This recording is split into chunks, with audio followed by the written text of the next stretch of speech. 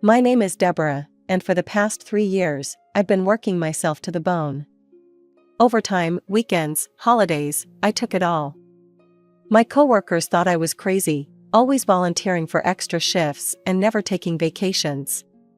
Some gossiped that I was trying to escape a failed relationship. Others speculated I was saving for some exotic trip around the world. None of them knew the truth. I was saving for a house, not for me, but for my parents. Mom and Dad have lived in the same rundown place for almost 30 years. It's a small, 2-bedroom house with peeling paint and creaky floorboards. Every time I visit, Dad complains about something new: the noisy neighbors who moved in last year, the pothole on their street that the city never fixes, or how the nearest grocery store is a 15-minute drive away. I'd sit there, smiling to myself, imagining the day I'd hand them the keys to a new house. A nice place in a good neighborhood with friendly neighbors and smooth roads. A place where they could enjoy their retirement without constant aggravation. My younger sister, Claire, never seemed bothered by our parents' situation. At 27, she lived with her boyfriend Todd in a rented apartment downtown.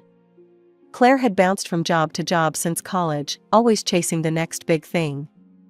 Her latest obsession was starting her own business, though she never quite figured out what kind of business it would be. Every Saturday, our parents hosted family dinner. These dinners always followed the same pattern: Mom would cook something that took all day, Dad would pour wine that was too expensive for their budget, and Claire would dominate the conversation with her latest ideas. "I'm thinking of launching a line of organic dog treats," she announced at one dinner, waving her fork enthusiastically. "The market is practically untapped." Mom and Dad put down their utensils, leaning forward with rapt attention. I sat there, pushing food around my plate, waiting for a pause to mention my own news. "I got promoted to senior financial analyst," I finally said when Claire stopped to take a breath. "It comes with a substantial raise and better benefits." "That's nice, dear," Mom said, her eyes already drifting back to Claire. "So, Claire, would you bake these treats yourself?" It didn't even sting anymore. I'd grown accustomed to being the less interesting daughter. Claire was the creative one, the free spirit, the one with big dreams. I was just the reliable one with a steady job who always helped with the bills. And I did help, a lot. When Dad needed dental work that their insurance wouldn't cover, I wrote the check. When their water heater broke in the middle of winter, I paid for the replacement. When Claire needed seed money for her handmade jewelry business that lasted exactly 3 months, guess who funded it? But despite all that, I kept saving. Every bonus, every raise, every tax refund went straight into my house fund. After 3 years of living like a hermit in my cramped apartment, eating ramen noodles more often than I'd like to admit, I finally had enough for a down payment. I reached out to my friend Melissa, who worked as a realtor. "I need a house," I told her over coffee one day, "not for me, for my parents. Here's what I'm looking for: good neighborhood, preferably with older residents, close to shops and medical facilities, no busy streets, and definitely no neighbors with motorcycles." "Tall order," Melissa said, but she took notes and promised to start looking. While Melissa hunted for the perfect house, life continued as usual. I worked, I saved, and I attended Saturday dinners where Claire announced her latest business idea. Now it was custom-painted sneakers, while our parents hung on her every word. At one of these dinners, I couldn't help smiling to myself, knowing I was getting closer to my surprise. The down payment money was ready, and Melissa had a few promising leads. "What are you grinning about?" Claire asked, interrupting her monologue about shoe design. I blinked, caught off guard. "Oh, just got some good news at work, another promotion." Claire rolled her eyes dramatically. "God, Deborah, you're so easy to please. A pat on the head from your corporate overlords and you're grinning like you won the lottery."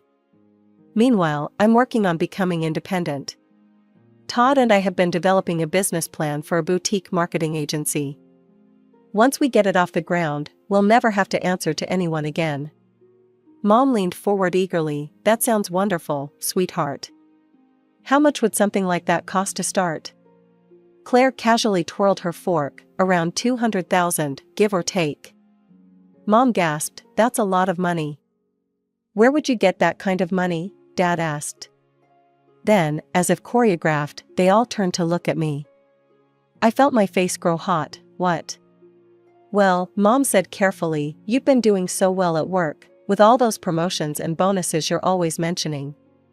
I don't have $200,000 lying around, I said flatly. Claire snorted, of course not, you never want to help me. You just like to lord your success over everyone while keeping all your money to yourself. I've helped you plenty, I shot back before I could stop myself. Remember your jewelry business? Your food blog? Your photography studio? I invested in all of those, and what happened? They all failed within months. The room went silent, Claire's face turned scarlet. She pushed back from the table and ran to the bathroom. When she returned 15 minutes later, her eyes were red and puffy, and she didn't speak another word to me all evening. Mom and Dad kept giving me disappointed looks, as if I'd kicked a puppy instead of stating facts. I'm sorry, I finally said, just to break the tension, I should get going. I drove home feeling like garbage. Was I being selfish? Should I give Claire the money instead of buying a house for my parents? No, I decided. Claire had proven time and again that she couldn't stick with anything. If I gave her that money, it would vanish into another failed venture. Besides, this house wasn't just for my parents, it was for me too. It was proof that I mattered, that my hard work meant something. A month passed, and I threw myself into work even harder than before. The sting of that disastrous dinner faded as Melissa sent me more and more house listings. She was a godsend, filtering properties based on my specific requirements and scheduling viewings around my hectic work schedule. This one's promising, Melissa said one evening, showing me photos of a single-story ranch house with a neat front yard. 3 bedrooms, renovated kitchen, quiet cul-de-sac with mostly retirees. There's a grocery store and pharmacy within walking distance. I scrolled through the pictures, imagining Mom and Dad there. The kitchen had the farmhouse sink Mom always wanted. The backyard was small but manageable, Dad wouldn't complain about mowing it. The master bedroom was spacious with large windows, unlike their current cave-like room. It's perfect, I said, feeling a flutter of excitement, let's make an offer. The process moved quickly, my credit was excellent, my down payment substantial, and the sellers were motivated. Within weeks, I was signing mortgage documents, still giddy with anticipation of my parents' reaction. The house was empty but full of potential. I walked through the rooms, mentally placing my parents' furniture in each space. Mom's antique hutch would fit perfectly against that wall. Dad's recliner would face the large living room window with a view of the quiet street. I'd have to help them move, of course, but that would be part of the surprise. Saturday dinner came around again. I hadn't spoken to Claire or my parents since our argument, but this news couldn't wait. I pulled up to their familiar driveway, practiced my announcement in my head one last time, and stepped inside with a bottle of champagne. Claire was already there with Todd, gesturing animatedly to our parents. When I walked in, the conversation abruptly halted. What were you guys talking about? I asked, setting the champagne on the counter. Claire shrugged, nothing that would interest you. I didn't take the bait, actually, I have some news to share. What is it? Mom asked, not looking particularly interested as she stirred something on the stove. I took a deep breath. I bought a house, it's in Oakwood Heights. 3 bedrooms, great neighborhood, close to everything. I'm having a housewarming party in 2 weeks and wanted to invite you all. I didn't mention that the house was actually for them. That revelation would come at the housewarming, when I'd have all their friends present to witness their joy and gratitude. I'd even started the paperwork to transfer the deed to their names after the party. Claire's face flushed crimson. She jumped up from her chair and thrust some papers at me, the same ones she'd been showing our parents when I arrived. How could you? She shouted. Todd and I have been planning our business launch for months. We showed Mom and Dad our business plan today. We need investors, and you know it. But instead of helping family, you go and buy yourself a fancy house? I stared at her, dumbfounded. Wait, you actually expect me to fund your business? After all your failed attempts? Why would I do that instead of meeting my own needs? Because that's what family does, Claire screamed. God, you're such a selfish bastard, you've always been jealous of me. Todd had the decency to look embarrassed, but he stood by Claire's side as she grabbed her purse. Come on, Todd, I can't stand to be in the same room with her. They stormed out, the front door slamming so hard that Mom's decorative plates rattled on the wall. I turned to my parents, expecting them to acknowledge how unreasonable Claire was being. Instead, Mom shook her head slowly. Deborah, couldn't you have helped your sister instead of spending all that money on yourself? She really needs this chance. Are you serious? I asked, my voice barely above a whisper. I've helped her with every harebrained scheme she's cooked up. I've helped you with bills and repairs. And now I'm selfish for buying my own house? Dad wouldn't meet my eyes. Claire has real talent, Deborah, she just needs a proper chance to prove herself. I looked from one parent to the other, suddenly seeing them clearly. They would always take Claire's side, they would always think she deserved more, no matter how many times she failed, no matter how hard I worked. I need to go, I said, leaving my untouched dinner plate and the champagne I'd brought to celebrate. I drove home in a daze, hurt and angry but still clinging to my original plan. After all, they didn't know the house was meant for them. Once they realized what I'd done, how hard I'd worked to give them this gift, surely they'd see how much I cared. The surprise would fix everything.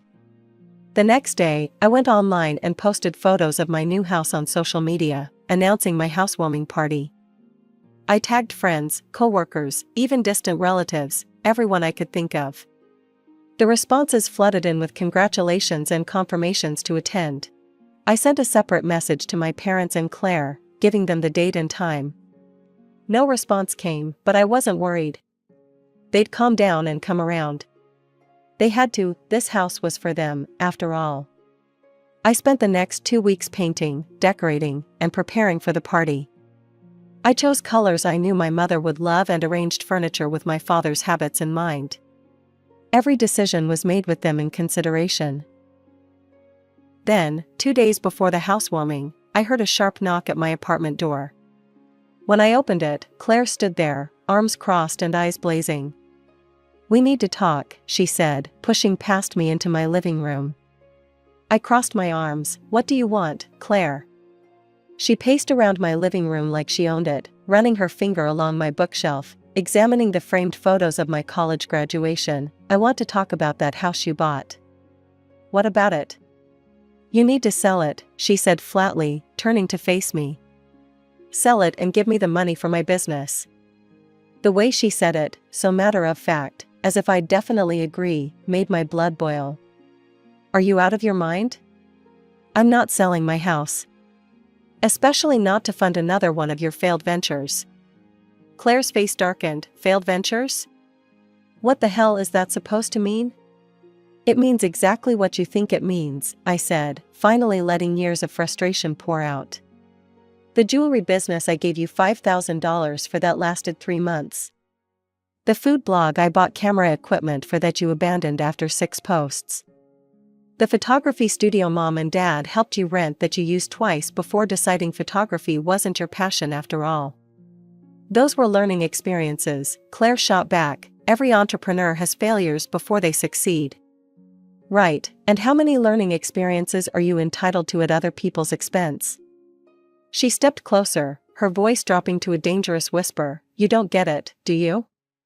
You never have. You're so boring and ordinary with your corporate job and your retirement plan. I'm trying to build something meaningful, something that's mine. But you're too jealous to help me. I shook my head in disbelief. Jealous of what? Your string of failures? Your inability to hold down a job for more than 6 months. At least I'm trying, she shouted. At least I have dreams. What do you have? A cubicle and a sad little apartment. And now a house you'll live in all alone because you can't even keep a boyfriend. That stung, but I refused to let her see it. I'm not selling my house, Claire, not now, not ever. And I'm certainly not giving you $200,000 for whatever half-baked business idea you and Todd have cooked up. You don't understand, she insisted, her voice taking on a desperate edge. This time it's different. We have a solid business plan, we've done market research, all we need is capital. Then get a loan, or find investors who actually believe in your vision, but it won't be me. Claire's face contorted with anger. You know what your problem is, Deborah? You have no entrepreneurial spirit, you're a follower, not a leader. You'll never understand what it takes to create something from nothing because you're too afraid to try. I'd had enough. No, Claire, you'll never understand what it takes to actually finish something you start. You don't have an entrepreneurial spirit, you have commitment issues. You jump from idea to idea, expecting everyone else to fund your journey of self-discovery while you figure out what you want to be when you grow up. The color drained from her face. For a moment, she just stared at me, speechless. Then her eyes narrowed to slits. You're going to regret this, she said quietly. When my business takes off, and it will, don't come asking for a job. She stormed out of my apartment, slamming the door so hard that the picture frames on my wall rattled. I stood there for a long time, shaking with anger and hurt. Despite Claire's threats, I continued preparing for the housewarming party. I bought food, drinks, decorations. I rented tables and chairs. I even hired a cleaning service to make sure every inch of the house sparkled. The day before the party, my phone rang. It was my mother. I almost didn't answer, but curiosity got the better of me. Hello? Deborah, my mother's voice was cold. I need to talk to you about this cruel thing you said to your sister. I closed my eyes and counted to 10. What cruel thing would that be, Mom? You know perfectly well. Calling her a failure, saying she'll never succeed in business. How could you be so heartless? I didn't say she'd never succeed, I corrected. I said she hasn't succeeded yet, and I'm not willing to invest in another one of her attempts. Well, you broke her heart, she was counting on you. We've always known you were selfish, Deborah, but this takes the cake. Selfish? I repeated incredulously. I've been helping all of you for years. Every time you needed money for repairs, every time Claire needed startup funds, I've always been there. And now when your sister needs you most, you buy yourself a fancy house instead. It's disgraceful. I almost blurted out that the house was supposed to be for them, but something stopped me. I work hard for my money, Mom, I'm allowed to spend it how I want. Well, let me tell you something, my mother said, her voice trembling with anger. You've always been the disappointing one in this family. Claire has talent and vision. What do you have? A boring job and no personal life. You don't even have a boyfriend. You're 30 years old, for God's sake. I felt like I'd been slapped, Mom. No, I'm not finished. Claire is worth 10 of you. She's creative and brave and willing to take risks. You've always been jealous of her, and now you're trying to hold her back because you can't stand to see her succeed where you've failed as a person. Tears welled in my eyes, but I refused to let her hear me cry. Is that really what you think of me? It's what we all think. Your father and I are absolutely disgusted with your behavior. Don't expect us at your housewarming party. We don't want to see you right now, or maybe ever again. The line went dead before I could respond. I sat on my couch, phone still clutched in my hand, tears streaming down my face. In that moment, something hardened inside me. The house I'd bought with such love and hope suddenly seemed like a monument to my own foolishness. Why had I killed myself working to please people who would never be pleased with me? The next day, the day of the housewarming, I woke up with a new resolve. The house would be mine. I'd live in it myself, enjoy the fruits of my labor, and stop trying to buy my family's approval. As guests began to arrive for the party, I greeted each one with genuine warmth. Friends from work, neighbors from my apartment building, college buddies who'd driven in for the occasion, all were welcome. Only my family was missing, and for once, I didn't mind. After everyone had arrived and had a drink in hand, I clinked a glass to get their attention. Thank you all for coming today, I said, my voice strong and clear.